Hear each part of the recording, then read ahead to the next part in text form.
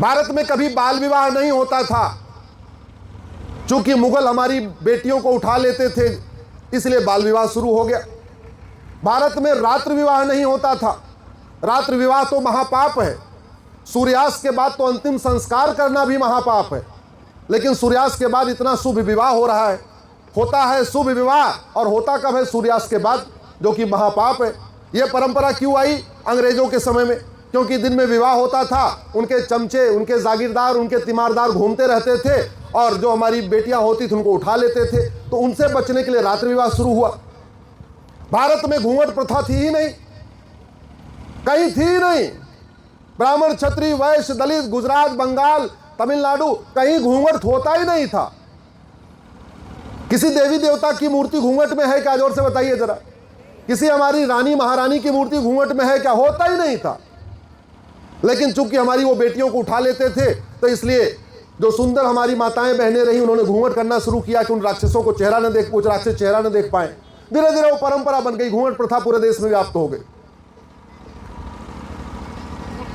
हमारे यहाँ शादी विवाह मंदिर में होता था, लेकिन मंदिर सार्वजनिक स्थान होता था, वहां से भी उठा लेते थे, तो उनसे बचने के लिए घर में विवाह शुरू हुआ, और घर में भी आंगन में शुरू हुआ, जिससे बाहर 10-20 पुरुष खड़े रहे, बाई द वे हमला हो तो वो संभाल सके, इसलिए घर के अंदर विवाह शुरू हुआ। हमारे यहाँ कहीं वेदों में कहीं इन चीज़ों का कहीं वर्णन नहीं है। हमारे यहाँ जो हमारी वेद उपनिषद कुछ उल्टा बताते हैं, विवाह मंदिर में होना चाहिए। और जहाँ जहाँ मुगलों का राज नहीं था वहाँ देखिए आज भी मंदिर में विवाह होता है।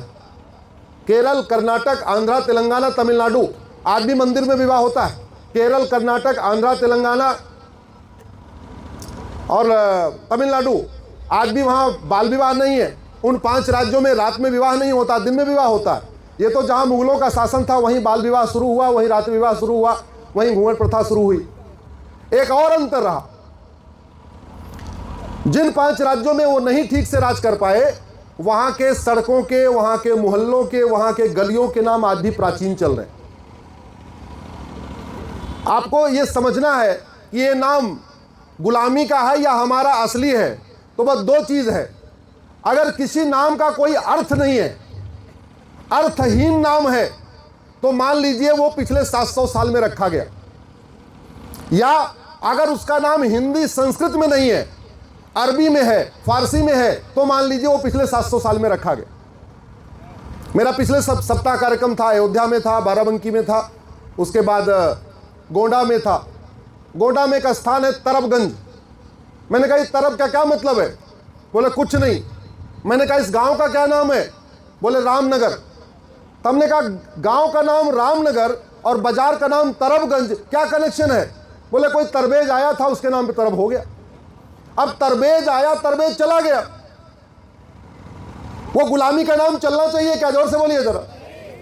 मैं आपके घर पे कोई गुंडा बदमाश आए, आपका घर लूटे, आपके परिवार में महिलाओं का अपमान करे, आपकी बहन बेटियों का अपमान करे, और जाते समय आपकी नेम प्लेट हटा के अपनी नेम प्लेट चिपका के चला गया।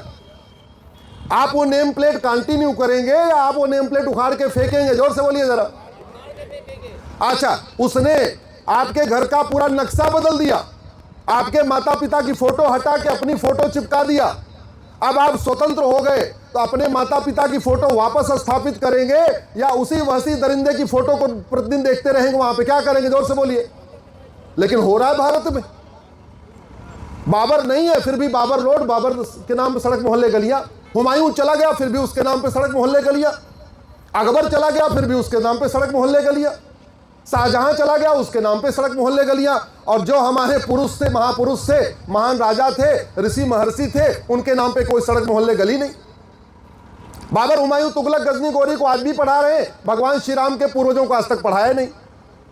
हम भगवान श्री राम को जानते हैं, ज्यादा से ज्यादा दशरथ जी को जानते हैं, और रामायण पढ़ लिया तो एक नाम और जान जाते हैं, रघुकुल रीत सदा चली आई, राजा रघु को जानते हैं। बाकी भगवान श्री राम के पूर्वजों को जानते हैं क्या? भगवान श्री राम के पूर्वजों के नाम पे कोई सड़क मोहल्ला गली नहीं है। और बाबर, हुमायूं, तुगलक, गजनी, गौरी, खिलजी के नाम पे सड़क मोहल्ला गली है। एक स्थान था खांडवप्रस्थ, दुर्योधन ने उसको दे दिया युधिष्ठिर को। युधिष्ठिर जी ने मेहनत करके उसको बनाया इंद्रप्रस्थ। वो इंद्रप्रस्थ अब दिल्ली कहलाता है।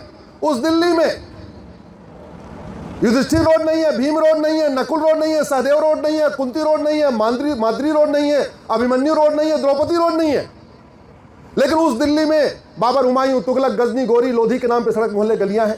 ये बंद होना चाहिए क्या? जोर से बोलिए जरा। ऐसे पता करो आपके विधानसभा में भी कुछ गुलामी के नाम चल रहे हैं। ऐसे पता करो, क्या पता आपके लोकसभा में भी कुछ गुलामी के नाम चल रहे हैं। अब अपने सांसदों से, विधायकों से केवल फोटो खिंचवाने के लिए मत मिलिए, उनसे कुछ काम कराने के लिए मिलिए। वो तो चाहते हैं अब आओ फोटो खिंचवा के चले जाओ, कोई काम मत बताओ। लेकिन जब तक काम नहीं बताओगे काम नहीं होगा। आप बताओ, उत्तर प्रदेश अयोध्या जहां भगवान श्री राम का जन्म हुआ, मैं उनके पूर्वजों का नाम आपको बता रहा हूं। राजा इच्छाक, राजा कुच्छी, राजा विकुच्छी, राजा बाण, राजा अनर, महाराज पृथ्वी, महाराज त्रिशंकु, महाराज धुंधुमार, महाराज युनास, महाराज मानधाता, महाराज सुसंधि, महाराज ध्रुवसंधि, महाराज भरत, महाराज असित, महाराज सगर, असमन, अंशुमान, महाराज दिलीप, महाराज भगीरथ, महाराज कुकुस, महाराज रघु, महाराज प्रवीण, महाराज शंकर, महाराज सुदर्शन, महाराज अग्निवर्ण, महाराज शीघ्रक, महाराज मरु, महाराज प्रसूचुक, महाराज अम्बरीश, महाराज नहुस, महाराज ययाति, महाराज नभाग, महाराज अज, महाराज दशरथ, महाराज राम, फिर उसके बाद लौकुश। चलो लौकुश के नाम पे सड़क होगी, एक आध हो सकता है लखनऊ में हो, मुझे नहीं पता है कि नहीं है। हो सकता है लक्ष्मण जी के नाम पे का सड़क हो, मुझे नहीं पता है कि नहीं है। क्या पता भगवान श्री राम जी के नाम पे का सड़क हो सकता है भगवान श्री राम उनके पिता दशरथ जी के नाम पे का सड़क होगा। लेकिन हजरतगंज तो है कि नहीं है? अमीनाबाद तो है। ऐसे कितने नाम पड़े हुए, आलमबाग तो है, कैसरबाग तो है। शर्म नहीं आती? बड़ी बड़ी बातें करते हैं, दुनिया भर की बतौलेबाजी करते हैं, दुनिया भर का तू मैं आरोप प्रत्यारोप नूरा कुश्ती करते रहते हैं। जो काम करना है वो काम नहीं करेंगे, सुबह से लेकर शाम तक दुनिया की भाषणबाजी करते। ये गुलामी का नाम अब नहीं हटेगा तो कब हटेगा? ये गुलामी का नाम हटाने के लिए इसको विधानसभा लोकसभा में आवाज कौन उठाएगा? और इतना हजारों की संख्या में नाम है, एक एक नाम बदलेंगे तो 1000 साल लग जाएगा। क्यों नहीं एक कानून बनाते, एक झटके में सारे गुलामी के नाम हटा देते? हटना चाहिए नहीं हटना चाहिए? जोर से बोलिए जरा। इस देश में कैसे कैसे नाम है हमारे महर्षियों के नाम पे, जिन्होंने इतने बड़े बड़े आविष्कार किए, उनके नाम पे कोई न हॉस्पिटल है, न सड़क है, न मोहल्ला है, न गली है।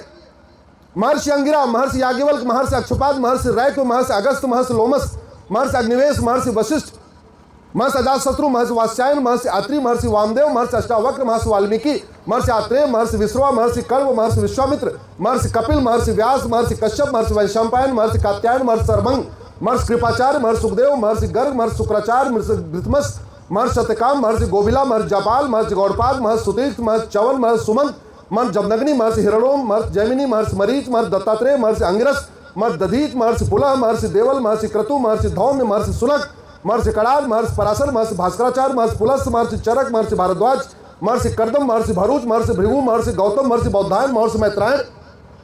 अरे इन ऋषियों महर्षियों के नाम पे सड़क मोहल्ले गलियां होना चाहिए, या आलमबाग, कैसरबाग और ये हजरतगंज होना चाहिए? किसके नाम पे होना चाहिए? जोर से बताओ आप। इसलिए कह रहा हूं, दल गुलामी छोड़िए, पार्टियों की गुलामी छोड़िए, सारे हिंदू एक हो जाइए। किसी भी पार्टी में है, अपने आला कमान से पूछिए ये गुलामी का नाम कब तक मिटेगा। भारत में हिंदुत्व को मजबूत करने की ठेकेदारी केवल एक पार्टी की थोड़ी है। ये समाजवादी पार्टी के नेता क्यों सोए हुए? समाजवादी पार्टी को वोट हिंदू नहीं देते क्या? जोर से बोलिए जरा। ये कांग्रेस को वोट हिंदू नहीं देते क्या? ये बाकी और बसपा को वोट हिंदू नहीं देते क्या? क्या ये हिंदू इतने दल गुलाम हो गए हैं, पार्षद प्रधान बनने के लिए उनकी जबान सिल गई है? केवल सांसद विधायक बनने के लिए इतने दल गुलाम हो चुके हैं कि अलग अलग पार्टियों में बटे हुए और ढंग की बात नहीं कर पा रहे। दिल्ली में सफदरजंग, ना वो डॉक्टर हो ना इंजीनियर, उसके नाम पे हॉस्पिटल है।